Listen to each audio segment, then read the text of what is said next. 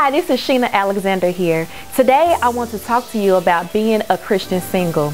Now, being single has received a bad reputation. There is constant pressure from society, friends, and even your family to be married. I understand that these pressures can sometimes be overwhelming, but being single is really a place of advantage and freedom. Yes, you are in a place of advantage and freedom. The Apostle Paul says in 1 Corinthians 7 that an unmarried woman or virgin is concerned about the affairs of the Lord. Her aim is to be devoted to the Lord in both body and spirit. But a married woman is concerned about the affairs of this world, how she can please her husband. And I am saying this for your own good, not to restrict you, but that you may live in the right way in undivided devotion to the Lord. And also in this chapter, Paul speaks about marriage. He uses words and phrases such as bound, bondage, and concerned about the things of this world. Yet when he speaks about singleness, he uses words such as free, release, and concerned about things of the Lord. Think about it. In marriage, you are trying to maintain a healthy relationship with Jesus, take care of your husband, raise the kids, maintain a house, work, and so much more. You are stretched, and as Paul says, you are divided. Now, here's a personal story of my own that gives you kind of an example of an advantage of being single. Well, a few years ago, my friend Courtney and we randomly decided to take a trip to Europe and Spain. And within 2 weeks, we were walking the streets of Paris, exploring the rich secular and Christian history of Rome, and playing in the Mediterranean Sea in Barcelona. And of the many trips that I've taken with my friends, this trip was definitely at the top of my list of one of the most amazing vacations so far.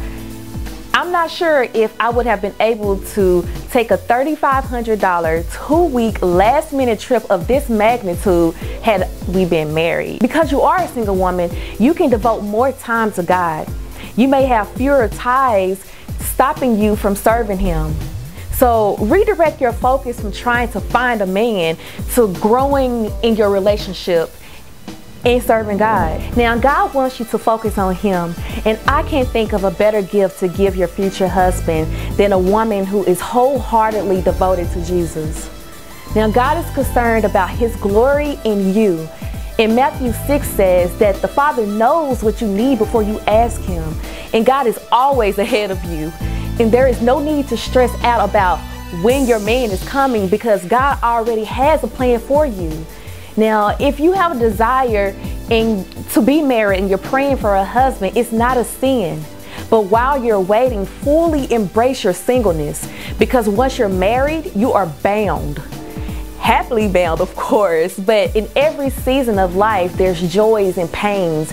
And I don't want you to spend a majority of your singleness not fulfilling the purposes that God has for you right now, and later on you regret it. So here's your tweet quote: "It's better to desire marriage while single than to be married and desire singleness."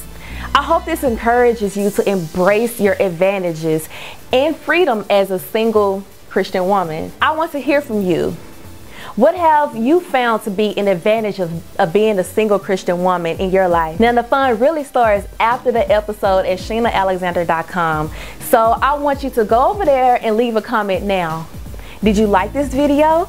If so, subscribe to my channel and share it with all of your single friends. And if you want more resources to live a life pleasing to God, plus some updates and inside information from me that I only share on email, head on over to SheenaAlexander.com and sign up for email updates. Thank you for watching, and I'll catch you next time on Sheena TV.